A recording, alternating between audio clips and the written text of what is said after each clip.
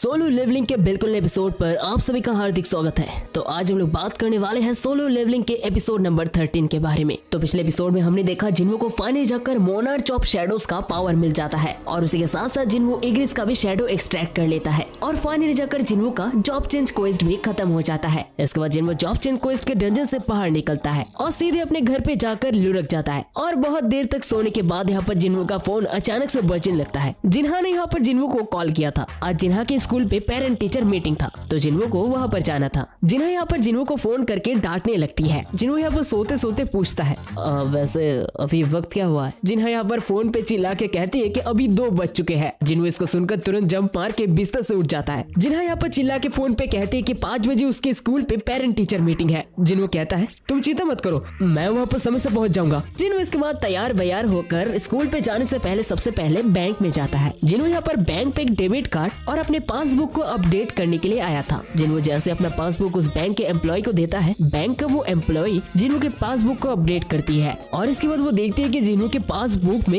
1.4 billion रुपए है। इतने पैसे देखकर वो लड़की काफी ज्यादा शॉक हो जाती है। वो लड़की पूछती है वैसे सर क्या मैं जान सकती हूँ कि आप क्या करते हैं। जिन्हो कहता है मैं एक हंटर हूँ। वो लड़की अपनी मनी मन कहती है मैंने सुना था कि हंटर्स बहुत पैसे वाले होते हैं, मेरे ख्याल से ये काफी हाई रैंक के हंटर है। इसके बाद वो लड़की मौके पे चौका मारने के लिए जिन्हो को यहाँ पर बैंक के इन्वेस्टमेंट पॉलिसीज के बारे में समझाने लगती है, लेकिन यहाँ पर जिन्हो साफ साफ मना कर देता है। इसके बाद जिन्हो बहुत ही सच धज कर यहाँ पर जिन्हा के स्कूल में जाता है, जिसे देखने के बाद यहाँ पर जिन्हा कहती है आखिरकार तुम हो कौन और असली वाला सन जिन्हो कहाँ पर है। जिन्हो यहाँ पर कहता है क्या मैं अच्छा नहीं दिख रहा। जिन्हा कहती है मुझे कोई आइडिया नहीं था कि कोई इतना जल्दी इतना चेंज हो सकता है। जिन्हो कहता है मुझे लगा कि आज तुम्हारा पेरेंट टीचर मीटिंग है तो मैंने सोचा कि थोड़ा तैयार शैयार होके जाया जाए। लेकिन जिन्हो जैसे स्कूल पे एंट्री मारता है सारे लड़के यहाँ पर जिन्हो को देखकर दीवाने हो जाते हैं और वो लोग आपस में ही यहाँ पर जिन्हो के बारे में बात करने लगते हैं। जिन्हा यहाँ पर जिन्हो के पॉपुलरिटी को देखकर कहती है अरे हाँ उससे याद आया,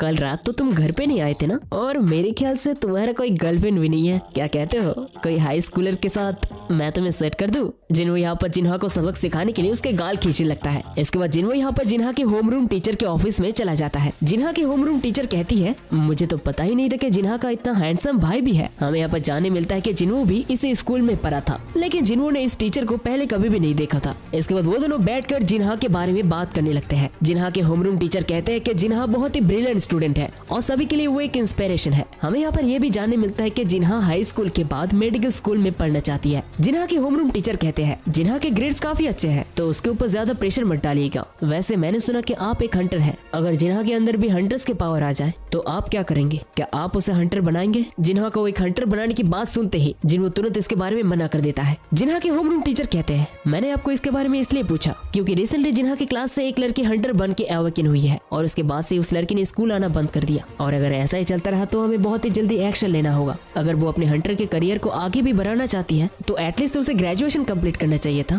जिन्हों उसके बाद उस लड़की का रैंक पूछता है। टीचर यहाँ पर कहती है मुझे हंटर्स के बारे में तो ज्यादा कुछ नहीं पता, लेकिन मैं इतना जानती हूँ कि वो लोएस्ट रैंक की हंटर है। जिन्हों इसको सुनकर समझ जाता है कि वो लड़की जरूर एक ई रैंक की हंटर होगी। जिन्हों यहाँ पर ये भी जानता था कि एक ई रैंक के हंटर की जिंदगी के ऊपर कितना ज्यादा जोखिम होते हैं। टीचर कहती है वैसे मैं आपसे एक फेवर चाहती हूँ क्योंकि वो जिन्हा की एक दोस्त है तो क्या आप उसे कन्विंस करेंगे कि एटलीस्ट वो अपना ग्रेजुएशन कंप्लीट कर ले। और हाँ उस लड़की का नाम है हान सोंगी। जिन्हों ये नाम सुनकर बहुत ही ज्यादा शॉक हो जाता है। इसके बाद यहाँ पर शाम हो जाता है। हमें देखने मिलता है कि एक बिल्डिंग से एक लड़की बाहर निकलती है और वो लड़की वही लड़की थी जिसने जिन्हों के स्ट्राइक स्क्वाड में भी हिस्सा लिया था। तभी हमें देखने मिलता है कि जिन्हों उस बिल्डिंग के बाहर ही इंतजार कर रहा था। जिन्हों कहता है ये दुनिया काफी छोटी है, मुझे लगा था कि वो तुम ही होगी। वो लड़की जिन्हों को यहाँ पर देखकर बहुत ही ज्यादा शॉक थी। वो लड़की कहती है वैसे आप यहाँ पर क्या कर रहे हैं मिस्टर, क्या आप वही हो जिसके साथ मुझे टीचर बात करने के लिए बोल रही थी। जिन्हों इसके बाद अपने फोन से जिन्हा और उसका एक फोटो निकालता है। जिन्हों पूछता है क्या ये लड़की तुम्हारी दोस्त है। वो लड़की कहती है हाँ ये जिन्हा है, क्या आप जिन्हा के बड़े भाई हैं। मैं आपसे मिलने एक बार जिन्हा के साथ हॉस्पिटल में गई थी। अभी मुझे समझ में आया कि टीचर मुझे आपके साथ बात करवाना क्यों चाहती थी। मुझे नहीं पता कि स्कूल में क्या हुआ और टीचर ने आपको क्या कहने को बोला है, लेकिन मैं और स्कूल में नहीं जाने वाली और मैं हंटर का जॉब भी नहीं छोड़ने वाली। जिन्हों कहता है तुम जानती हो ना कि तुम एक ई रैंक की हंटर हो, रेगुलर अटैक मॉन्स्टर के ऊपर काम नहीं आते और ऊपर से तुम्हें एक अच्छा वाला मैजिक वेपन भी चाहिए होता है और अगर तुमने एक वेपन खरीद भी लिया तो वो बहुत ही जल्दी खराब हो जाएगा और इसी वजह से ई रैंक हंटर के लिए प्रॉफिट बनाना बहुत ही ज्यादा मुश्किल है, या फिर तुम बिना वेपन के लड़ना चाहते हो? अब ये मत कहना कि तुम्हें कुछ पैसे मिल गए हैं तो तुम इसी वजह से हंटर के जॉब को छोड़ना नहीं चाहती। वो लड़की गुस्से से कहती है, आप यहाँ पर मुझे लेक्चर देने के लिए आए हैं, जबकि आप एक खुद ए रैंक के हंटर है। जिन्हो कहता है, देखो मैं तुम्हें यहाँ पर लेक्चर वगैरह देने के लिए नहीं आया हूँ। वो लड़की पूछती है, तो आप यहाँ पर किस लिए आए हैं? जिन्हो कहता है, मैं यहाँ पर तुम्हें एक कमाल का हंटर बनाने के लिए आया हूँ। इसके बाद हमें सीधे एयरपोर्ट पे ले जाया जाता है और सरप्राइजिंगली यहाँ पर हमें देखने मिलता है कि वाइंग डोंगसो ऑलरेडी साउथ कोरिया में आ चुका है। वाइंग डोंगसो को यहाँ पर वेलकम करने के लिए हंटर एसोसिएशन के वो जिनचुल भी आते हैं। वाइंग डोंगसो कहता है, अरे देखो तो यहाँ पर कौन आया है, तुम्हें बहुत समय बाद देखकर बहुत खुशी हुआ। वैसे हंटर एसोसिएशन का चमचा यहाँ पर क्या कर रहा है? वो जिनचुल कहता है, क्योंकि आप एक ए रैंक के हंटर है तो हमारे सर्वेलेंस टीम के पास आपके आने का खबर पहले पहुंच चुका था, तो मैं यहाँ पर आपको एस्कॉर्ट देने के लिए आया हूँ। वाइंग डोंगसो कहता है, क्या सर्वेलेंस टीम? यानी कि तुम अभी तक उस चेयरमैन के चमचे हो। अगर मैं तेरी जगह होता तो मैं खुद चेयरमैन बन जाता। वैसे भी वो बुरा बिना मदद के कुछ नहीं कर सकता। वो जिनचुल यहाँ पर पूछता है, सर आप कोरिया में कितना दिन रहने वाले? वाइंग डोंगसो कहता है, ज्यादा दिन तक नहीं, वैसे भी मुझे इस देश में रहने का कोई शौक नहीं है। एक बार मेरा काम पूरा हो जाए तो मैं यहाँ से खुद चला जाऊंगा। वो जिनचुल कहता है, आपने अपने कंट्री को धोखा देकर दूसरे देश में चले गए तो यहाँ पर वापस लौट कर आने का कोई कारण जरूर से होगा। मेरे ख्याल से ए रैंक हंटर संग जिनवू और डी रैंक हंटर यू जिनवू है ना? वाइंग डोंगसो कहता है, तुम एक सर्वेलेंस टीम के मेंबर हो और तुम ऑलरेडी जानते हो कि मैं यहाँ पर किस लिए आया हूँ, तो तुम क्या करोगे? क्या तुम मुझे रोकने की कोशिश करोगे? वो जिनचुल कहता है, मैं बस अपना काम कर रहा हूँ। वाइंग डोंगसो कहता है, मुझे तुम हमेशा से पसंद है जिनचुल, क्या कहते हो मेरे साथ स्कारवेंजर गिल्ड में आ जाओ, मैं तुम्हें वादा करता हूँ कि तुम्हें यहाँ से हायर पोजीशन मिलेगा। वो जिनचुल को इस रैंक के हंटर वाइंग डोंगसो का बड़ा भाई वाइंग डोंगसो के क्रिमिनल रिकॉर्ड के बारे में सब कुछ पता था, लेकिन इन्वेस्टिगेशन और गवाह की कमी की वजह से वो लोग वाइंग डोंगसो के खिलाफ कुछ भी नहीं कर पाए थे। इसके बाद हमें एक बार फिर से जिन्हो के पास ले जाया जाता है। जिन्हो के साथ वो लड़की भी आई थी। जिन्हो यहाँ पर व्हाइट टाइगर गिल्ड के सेकंड डिवीजन के मैनेजर मिस्टर आहान से मिलने के लिए आया था। वो सभी एक दूसरे को सबसे पहले इंट्रोड्यूस करते हैं। मिस्टर आहान उस छोटी लड़की को देखकर थोड़ा सरप्राइज थे। वो अपने मनी मन कहते हैं, ये तो एक ही रैंक की हंटर है, लेकिन वैसे भी संग जिन्हो भी एक ही रैंक का हंटर ही है। जिन्हो ने यहाँ पर मिस्टर आहान को कॉल करके व्हाइट टाइगर गिल्ड के ट्रेनिंग डंजन में जाने के लिए रिक्वेस्ट किया था, लेकिन यहाँ पर मिस्टर आहान को लगता है कि जिन्हो व्हाइट टाइगर गिल्ड को ज्वाइन करने के लिए एक्साइटेड है। जिन्हो और मिस्टर आहान की बातचीत को देखकर एक हंटर बीच में कहता है, ऑलरेडी 9 बज चुके हैं, हमें अभी डंजन के अंदर जाना चाहिए। हम यहाँ पर कोई पिकनिक मनाने के लिए नहीं आए हैं। हमें देखने मिलता है वो बंदा बहुत ही भारी भरकम आर्मर पहने हुआ था। जिन्हो यहाँ पर पूछता है कि ये बंदा कौन है। मिस्टर आहान कहते हैं कि व्हाइट टाइगर गिल्ड का नया ए रैंक का हंटर है और उसका नाम है किमचुल और वो एक टैंक है। मिस्टर आहान यहाँ पर कहते हैं कि स्क्वाड में यहाँ पर ए रैंक के अलावा भी यहाँ पर 7 बी रैंक के हंटर्स हैं और उसी के साथ साथ 4 सी रैंक के हंटर्स भी, यानी कि यहाँ पर टोटल 12 मेंबर्स होने वाले थे। जिन्हों यहाँ पर कहता है, एक सी रैंक के डंजन में ए रैंक और बी रैंक के हंटर, आपको नहीं लगता कि ये कुछ?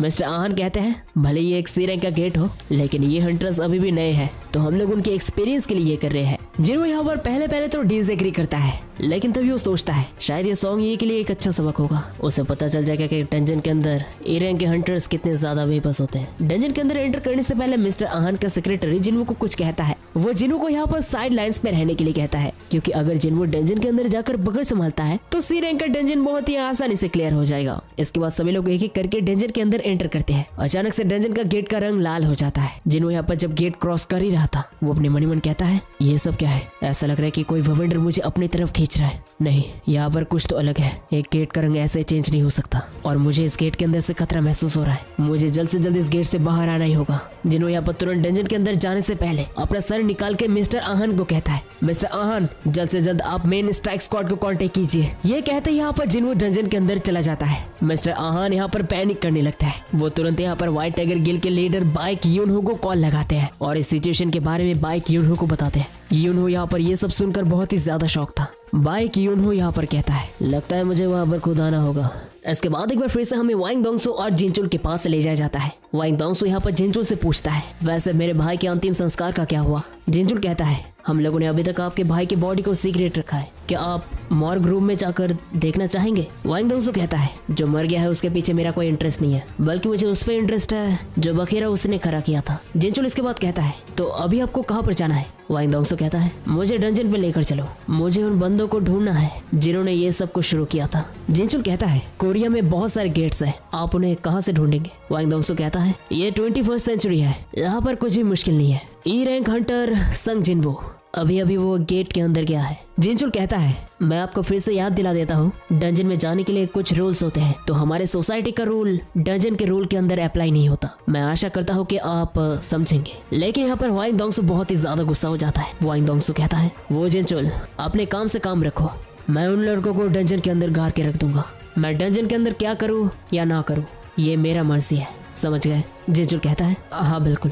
इसके बाद हमें डंजन के अंदर ले जाया जाता है। डंजन के अंदर जाते यहाँ पर सारे हंटर्स बहुत ही ज्यादा पैनिक करने लगते हैं, क्योंकि उन लोगों ने भी यहाँ पर रियलाइज किया था कि डंजन के अंदर एंटर करने के बाद ही गेट का कलर चेंज हो गया था। जिन्हों यहाँ पर आसपास थोड़ा नजर लगाता है, वो देखता है कि आसपास कुछ भी यहाँ पर शक करने लायक नहीं है। लेकिन यहाँ पर जिन्हों मनी मन कहता है, ये बाकी डंजन की तरह तो बिल्कुल भी नहीं है। क्या डंजन के गेट ने हमें किसी दूसरी जगह में ट्रांसपोर्ट कर दिया? जिन्हों यहाँ पर जिस लड़की के साथ आया था वो लड़की पूछती है, मुझे लगता है कि यहाँ पर कुछ गलत है। तभी अचानक से तेजी से एक तीर जिन्हों की तरफ आने लगता है। वो तीर यहाँ पर लगभग उस लड़की को लगने वाला था, लेकिन जिन्हों उस तीर को पकड़ लेता है। इसके बाद बाकी हंटर्स के ऊपर भी यहाँ पर हमला होता है। तब यहाँ पर बाकी हंटर्स को पेड़ के ऊपर कुछ लोग देखने मिलते हैं, और हमें देखने मिलता है ये और कोई नहीं, ये थे आइस एल्फ्स। यहाँ तक कि जिन्हों ने भी उनका आने का प्रेजेंस नोटिस नहीं किया था। जो हंटर्स यहाँ पर पहली बार इस तरीके के जीवों के साथ एनकाउंटर कर रहे हैं, वो लोग इन्हें आइस एल्फ्स कहते हैं। लेकिन इन आइस एल्फ्स को किसी दूसरे नाम से भी जाना जाता है। इनके ब्रूटली हंटिंग करने की वजह से इनको आइस स्लेयर्स भी कहा जाता है। इसके बाद हमें गेट के बाहर ले जाया जाता है, जहाँ पर व्हाइट टाइगर गिल के लीडर बाइक यूनहू आ चुके थे। यहाँ तक कि बाइक यूनहू भी यहाँ पर गेट के अंदर एंटर नहीं कर पा रही थे। बाइक यूनहू यहाँ पर पूछता है, ये सब क्या है? ये तो एक सी रैंक का गेट था, है ना? मिस्टर आहन कहते हैं, हाँ सर, ये सी रैंक का गेट था। बाइक यूनहू यहाँ पर पूछते हैं, क्या तुमने एसोसिएशन को इसके बारे में बताया? मिस्टर आहन कहते हैं, अब मैंने उन लोगों को बताया, लेकिन वो लोग इसे सी रैंक के गेट कह के इग्नोर कर रहे हैं। बाइक यूनहू ये सुनकर बहुत ही ज्यादा गुस्सा हो जाता है। बाइक यूनहू यहाँ पर मनी मन कहता है, एक रेड गेट सिर्फ हायर रैंक के डंजन में ही अपीयर होता है। मेरे ख्याल से इस गेट के पीछे कोई एक दूसरा दुनिया है। यहाँ पर कुछ न कुछ गड़बड़ जरूर है। जो मैना इस गेट से आ रहा है वो लगभग यहाँ पर बी रैंक की होगा, या फिर ए रैंक का भी हो सकता है। मिस्टर आहन यहाँ पर पूछता है, वैसे सर क्या हम लोग एक बार फिर से गेट का पैरामीटर माप के देखें? लेकिन यहाँ पर बाइक यूनहू कहता है, ये गेट पहले से ही रेड हो चुका है, तो इसका पैरामीटर अभी मापा नहीं जा सकता। वैसे कितने हंटर्स गेट के अंदर गए हैं? मिस्टर आहन कहते हैं कि एक ए रैंक का हंटर, 7 बी रैंक के हंटर्स और उसके साथ साथ कुछ नए रिक्रूट्स। बाइक यूनहू यहाँ पर कहता है, अगर ये गेट बी रैंक का हुआ तो उनके टीम में एटलीस्ट 3 ए रैंक के हंटर होना चाहिए, और अगर ये ए रैंक का हुआ तो एटलीस्ट उन्हें एक एस रैंक का हंटर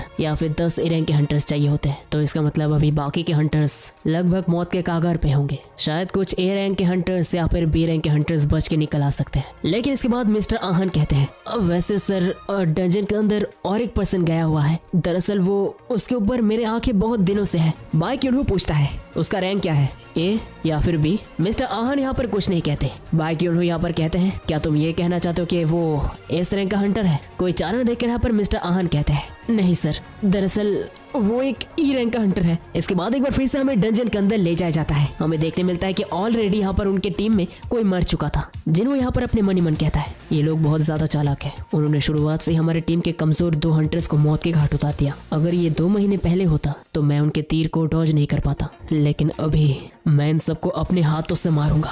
तभी उसके बाद उनकी टीम का लीडर एक लौता ए रैंक का हंटर सामने आता है। वो कहता है, जैसे कि तुम लोगों ने मेरे ख्याल से नोटिस किया होगा, हम लोग एक रेड गेट के अंदर हैं। हम लोग नहीं जानते कि हम लोग जिंदा वापस जा पाएंगे या फिर नहीं, या फिर हो सकता है कि एक डंजन ब्रेक भी आ जाए। रेड गेट का नाम सुनकर यहाँ पर सभी लोग बहुत ही ज्यादा शॉक हो जाते हैं। इसके बाद जिन्हों कहता है, रेड गेट एक ऐसा गेट है जो डंजन को किसी दूसरे डायमेंशन के साथ जोड़ता है, लेकिन अगर एक बार हम लोग रेड गेट के अंदर जाते हैं तो बाहर से कोई भी अंदर नहीं आ सकता, और हम लोग भी बाहर नहीं जा सकते जब तक हम लोग डंजन को क्लियर न कर दे या फिर कोई डंजन ब्रेक ना जाए, यानी कि हम लोग यहाँ पर फंस चुके हैं। ये बात सुनकर सभी लोग और भी ज्यादा डर जाते हैं। तो आगे क्या होने वाला है जिन्हों का चाल, इसके लिए बने रहे हमारे चैनल पर। तो आज की वीडियो यही थी कि एंड करते हैं, तो मिलते हैं और एक नई वीडियो के साथ, तब तक के लिए बाय बाय। लेकिन उससे पहले अगर चैनल पर नए हो तो चैनल को सब्सक्राइब कर देना एंड वीडियो को भी लाइक कर देना।